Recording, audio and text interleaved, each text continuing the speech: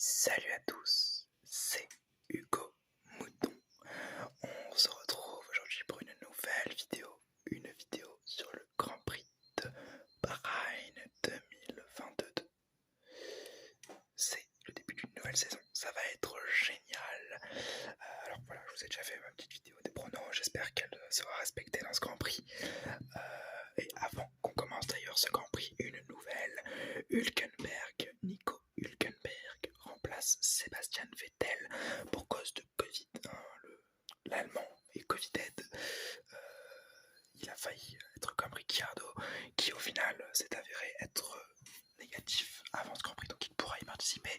Ce n'est pas le cas de l'Allemand, qui est remplacé par un autre Allemand chez Aston Martin. Commençons directement, il n'y a pas d'autres informations très importantes.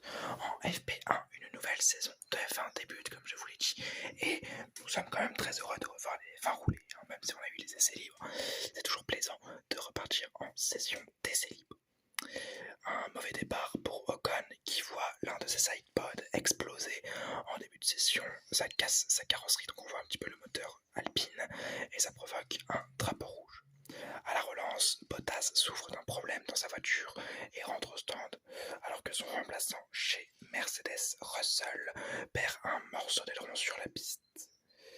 Leclerc spin au virage 7 et Gasly est le plus rapide devant les deux Ferrari. Alors à ce niveau-là, on ne sait pas si c'est AlphaTauri qui a des bons réglages ou alors c'est juste Gasly qui est très bon sur cette piste. On rappelle qu'en 2018 avec une Toro Rosso, il avait fini 4ème sur cette piste, alors vraiment pas mal. Et ben on espère en tout cas pour lui que c'est AlphaTauri et que c'est sa voiture qui est plutôt bonne. En attendant, les deux Ferrari sont 2ème et 3ème. Moi ça me va. En FP2, Verstappen est le plus rapide de cette session devant les deux Ferrari à nouveau. Tsunoda percute légèrement Lance Stroll dans un virage sans gravité. Il s'ajoute une petite friction d'aileron, mais l'aileron avant de l'AlphaTauri n'est pas abîmé, comme le pneu arrière droit de Lance Stroll. Hamilton souffre d'un problème moteur alors que Gasly nous montre de superbes réflexes en évitant Sergio Pérez au ralenti. Il était au ralenti pour recharger sa batterie, le Mexique. Ricciardo n'a quasiment pas le temps de rouler durant cette session à cause de sa monoplace qui est, il faut le dire, démontée dans les stands. Elle a un léger problème moteur. En FP3, Verstappen est encore le plus rapide avant les qualifications, alors que Pérez souffre d'un problème de pédale de frein sur sa voiture. Dans le virage 7, à nouveau, Leclerc spin à cause de survirage et il y a un petit accrochage dans les stands lorsque Ferrari relance Carlos Sainz, alors que Alonso allait rentrer dans son box. C'est sans gravité et Alonso laisse passer l'Espagnol, mais c'est une petite scène un peu cocasse. Ferrari semble très rapide sur ces 3 sessions d'essai. Encore une fois, Leclerc est 2ème et cette fois-ci Sainz est 5ème. Ça présage un bon Grand Prix. Et tout l'inverse des Mercedes et des McLaren. Alors les Mercedes semblent plus en difficulté. 4ème quand même, mais c'est pas génial. On serait attendu à mieux de la part des écuries championnes du monde. Et McLaren, par contre, c'est dans les choux. 11ème pour Norris et 15ème pour Ricciardo, qui a vu sa session encore une fois cachée, étant donné que ses mécaniciens n'ont pas voulu briser le régime de parc fermé, je crois. Et donc ils ont préféré réparer la voiture durant la session et pas durant la nuit. Tsunoda a des difficultés à sortir de son box. Il veut sortir, mais il a un problème d'huile. Et donc au final, il ne sort pas, il n'établira aucun temps. Et petite remarque avant le début des qualifications, les pneus qui sont alloués à ce week-end sont les pneus les plus tendres de la gamme Pirelli et ont une certaine tendance à être très facilement dégradables, ce que Alex Albon et les As font remarquer à leur sécurité. Mais c'est fini tout ça, passons aux qualifications, passons au dur du sujet, c'est parti. En Q1, pour cette première qualification de l'année, les cartes sont maintenant rebattues par chaque équipe. Latifi, Stroll, Ricciardo et Hülkenberg sont éliminés, tout comme Tsunoda. Les Alpines semblent plutôt bonnes, comme les As, alors que les Williams et les Aston Martin sont visiblement très mauvaises, ou alors n'ont pas montré toute leur capacité. Mais ça m'étonnerait énormément étant donné que nous sommes en qualification, et c'est maintenant que les places se jouent. En Q2, au second passage, Guan Yu Zhou, Albon, Norris, Schumacher et Ocon sortent, alors que Gasly pousse Ocon hors de la Q2 avec un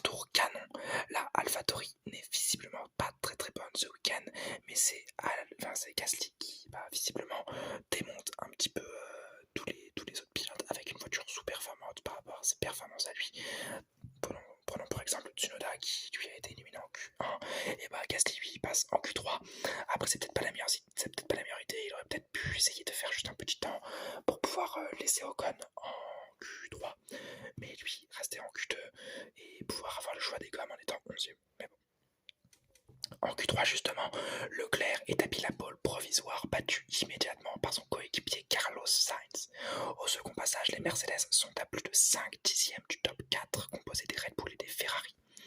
Bottas passe même Russell alors que Leclerc établit la pole provisoire à nouveau, qui se transforme en pole position après le passage de Verstappen et de Carlos Sainz, qui n'établit pas un meilleur score que le monégasque. Je vais donc vous donner la grille de départ. Leclerc est premier, Verstappen est deuxième, Sainz est troisième, Perez est quatrième, Hamilton est cinquième, Bottas est sixième, Magnussen est septième, Alonso est huitième, Russell est neuvième. Qualification ratée pour le Britannique. Gasly est dixième, Ocon est onzième, Schumacher est douzième, treizième c'est Norris, Albon est quatorzième, Joe est quinzième, Tsunoda est seizième, Hülkenberg est 17e, Ricciardo est 18e, Stroll est 19e et Latifi 20e. C'est parti pour cette course de Formule 1. Bon départ de Charles Leclerc devant Verstappen. Bottas lui rate son départ perdant 4 places derrière. Magnussen attaque la 4e position de Hamilton, mais le Britannique résiste bien. Tout derrière, Guan Yu Zhou active son anti-calage à la sortie du virage 1. Donc c'est une erreur du pilote chinois qui réussit à changer ceci, mais il se retrouve dernier et doit donc tout refaire et réduire à néant sa qualification. Il était 15e, c'est pas énorme, mais quand même c'était déjà 5 petites places par rapport à la dernière où il se retrouve maintenant. Toujours au premier tour, accrochage entre Schumacher et Esteban Ocon. Le Français prendra 5 secondes de pénalité plus tard dans la course. C'est un petit peu sévère selon moi, c'était un incident de course, et surtout que Schumacher n'a pas vraiment perdu de place, il a perdu 2 positions, il a fait un 3-6 et il est directement reparti en course sans trop de gravité sur sa monoplace. Au tour 3, la bataille entre Magnussen et Perez pour la 5e place est remportée après 5 virages côte à côte par Sergio Perez. La nouvelle réglementation semble bien marcher car le Danois ne prend pas tout de suite une longueur de retard par rapport à son concurrent qui vient de le dépasser. Le tortuaire marche donc un peu moins que l'an dernier. Et nous en sommes très heureux étant donné que c'est pour ça qu'il avait été implémenté. Au tour 10, les Red Bull sont visiblement plus performantes que les Mercedes. Perez passe donc Hamilton. Au tour 17, après avoir pris le meilleur temps en course, Verstappen attaque sérieusement Leclerc, qu'il n'a jamais vraiment lâché depuis le départ. Avec le DRS, le champion du monde sortant passe le leader de la course, qui reste dans ses échappements et le repasse 3 virages plus loin. Le dirtier semble vraiment avoir été anéanti, et donc visiblement les pilotes savent se suivre maintenant. Quel miracle! Au tour suivant, Verstappen attaque à nouveau et prend l'intérieur au premier virage, mais se refait attaquer par son rival qui le double à nouveau. Au tour 19, Verstappen remet ça, mais cette fois-ci il bloque les pneus permettant à Charles de reprendre immédiatement sa première position dans le virage 1. Après que de nombreux arrêts au stand aient été effectués et que la course ait été plutôt stabilisée en tête, Verstappen, lui, il essaye de refroidir un peu ses freins qui étaient en surchauffe et donc il perd de la vitesse et il perd le contact de Charles Leclerc. Contact qu'il récupère au tour 46 lorsque le moteur Honda de Pierre Gasly lâche, faisant abandonner le Français qui voit son moteur partir en fumée. Un petit début d'incendie est même remarqué. La safety car est déployée et donc le Néerlandais peut se rapprocher de son rival et bien faire refroidir ses pneus, mais à la relance au tour 50, le Néerlandais se rate et Leclerc prend un petit matelas d'avance, obligeant Verstappen, au lieu d'attaquer son rival, à défendre contre Carlos Sainz qui devient extrêmement pressant derrière lui. Au tour 54, alors que Charles Leclerc s'est envolé en tête, Verstappen a un problème de batterie et se fait dépasser avec opportunisme par Carlos Sainz, puis 2 virages plus loin par Perez et Hamilton. C'est définitivement un gros problème et le champion du monde sortant abandonne. Alors on n'est pas trop sûr de ce qu'il a eu. Visiblement, les mécaniciens Red Bull ont dit que ce n'était pas un problème de batterie, mais juste un problème de moteur, parce que pour eux la batterie allait très très bien, pour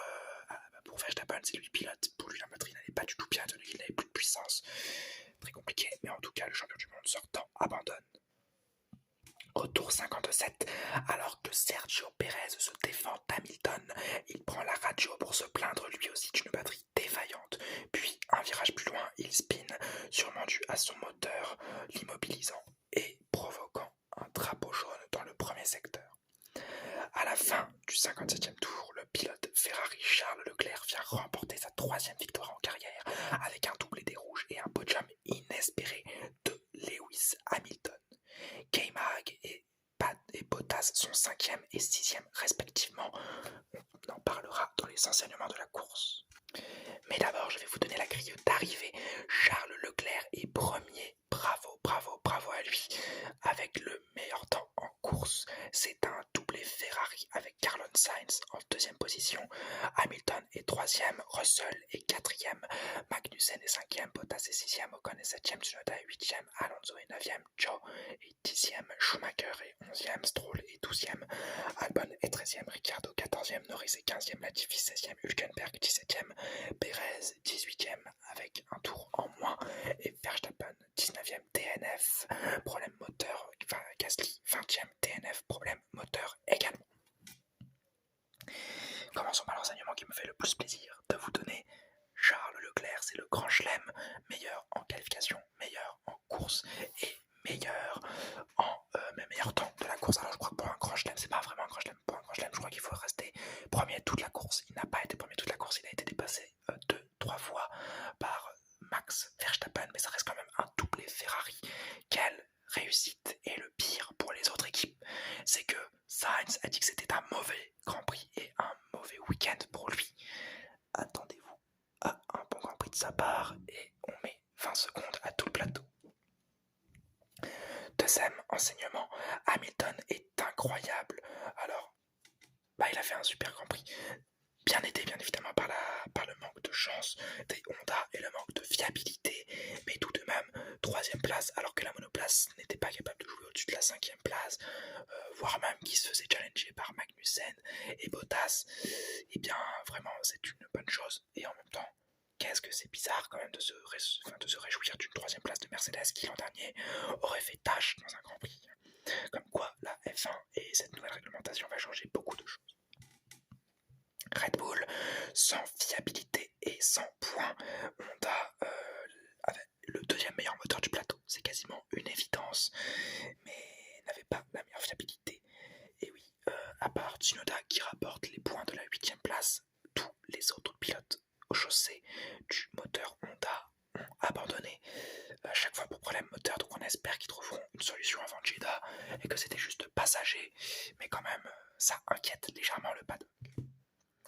As et Alfa Romeo, la renaissance l'an dernier, et As n'avait pas marqué de points, ça fait même 1 an et demi, voire 2 ans qu'il n'avait pas marqué de points. Et bien bravo à K-Mag et surtout bravo à Schumacher qui sans cet accrochage à mon avis au premier tour peut peut-être aller chercher Guan Yu Zhou. En parlant de Guan Yu Zhou, son coéquipier Valtteri Bottas est 6e, comme quoi il n'est pas mort et enterré et il a un vrai talent. Et lui-même, le pilote chinois, le rookie, marque ses points pour son premier Grand Prix, comme Tsunoda l'an dernier. Donc vraiment, bravo à ces 2 écuries qui n'ont visiblement pas lâché et qui sont aussi visiblement très bien aidées par un moteur Ferrari qui est probablement le plus performant de la grille à l'heure actuelle. Williams était plutôt moyenne ce week-end, un Latifi 16e et un Albon 13e. On peut pas vraiment leur en vouloir, visiblement. Les essais hivernaux n'étaient que de la poudre aux yeux, les meilleurs temps n'étaient que du bluff. On espère pour eux, en tout cas, qu'ils réussiront à grappiller 1 ou 2 points cette saison, parce que visiblement, c'est... après, ça reste le premier Grand Prix, ne nous emballons pas, mais ça n'a pas l'air d'être très facile pour eux. J'espère vraiment que la théorie que les gens disent, que chaque Grand Prix varie, chaque circuit va varier en fonction des performances de chaque voiture. J'espère que ça va s'appliquer, parce que si c'est à chaque fois le même scénario de course, ça pourrait devenir assez dérangeant pour l'écurie Williams, mais également pour l'écurie Aston Martin et McLaren. Aston Martin c'est décevant, on s'attendait à beaucoup mieux. Au final, Stroll est 12e et Hülkenberg 17e. Bon, Hülkenberg, ça fait 1 an qu'il n'avait pas fait de F1, donc on peut comprendre comprendre. Mais Stroll 12ème, on voit qu'il a voulu se battre avec une monoplace qui n'était pas forcément la meilleure. Et McLaren, nulle part. Très mauvaise tout le week-end. C'est surtout de la faute de la voiture, même pas des pilotes. On sait que les pilotes sont bons, Ricciardo et Norris, vu la saison qu'ils ont fait l'an dernier. Et ouais, c'est vraiment la faute de la voiture. Et on a vraiment l'impression que McLaren a raté son développement. Et que j'avais bien raison. Lors des essais hivernaux, il roulait à vide. Ce qui est quand même très dommageable, parce que ça reste une grande écurie. Et j'aimerais bien quand même qu'ils marquent 1 ou 2 points cette saison. Et surtout qu'on les voyait pour jouer des podiums. Moi en tout cas je les voyais pour jouer des podiums cette année. Visiblement non. Et ça me déçoit un peu. Continuons avec Gasly et la malchance. Comme je l'ai dit, son moteur Honda a lâché et l'accident est plutôt impressionnant. Voilà, le feu qui sort de la voiture, il cache déjà un moteur et une boîte de vitesse cette saison. Très très dommage. On espère que ça ne lui portera pas préjudice s'il devait jouer les premières places dans les semaines à venir. Et enfin, nous allons parler du moteur de Mercedes. Alors, le moteur Mercedes qui était connu pour être le meilleur moteur depuis 5-6 ans, excepté 2019 où c'était Ferrari qui avait le meilleur moteur. Sans tricher, je le rappelle, ce n'était pas de la triche, c'était un élément du règlement qui n'avait pas été assez précisé. Et bien voilà, là on a bien l'impression qu'avec les Alpines, et bien Mercedes a le pire moteur de la grille et ça va faire très très mal pour l'écurie allemande. Surtout que je dis que Alpine a le pire moteur, même pas forcément quoi. Ocon et Alonso sont 7ème et 9ème. Devant eux, il n'y a que l'écurie mère avec une philosophie aérodynamique différente, Mercedes qui est devant avec un moteur Mercedes. Sinon, tous les moteurs Mercedes sont derrière, si on ne compte pas les abandons Honda. Voilà, les Aston Martin, les Williams, ouais, vraiment, tout est derrière pour les moteurs Mercedes. Le premier moteur Mercedes de la course, excepté l'écurie mère, c'est Lance Stroll 12ème. Donc franchement, je pense, et sans trop m'avancer, que Mercedes est devenu le pire moteur de cette grille. Ça déçoit un peu, mais on les connaît et on sait qu'ils feront de leur mieux. Alors, finissons tout cela par mes enseignements de course généraux. C'était un beau Grand Prix. C'est toujours le premier Grand Prix, on est toujours très indulgent parce que c'est le premier Grand Prix que ça nous a beaucoup manqué. Un certain manque de bataille peut-être dans le midfield, voilà, je l'avoue. Et en tête de course, c'était très très mouvementé. Les cartes rebattues qui font monter la note, bien évidemment, et l'envie de voir les prochaines monoplaces se battre et s'améliorer, surtout pour les voitures chaussées d'un Mercedes. C'est pour ça que je vais attribuer un joli 14 à ce Grand Prix. J'espère que d'ailleurs il vous aura plu, j'espère que ma vidéo vous aura plu.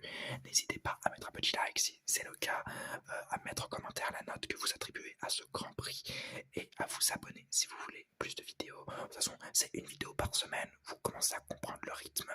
Je vous l'avais expliqué dans la dernière vidéo qui vous a d'ailleurs bien plu, j'en suis très heureux. J'espère vous avoir relaxé et n'oubliez pas, Forza Ferrari et merci Kimi.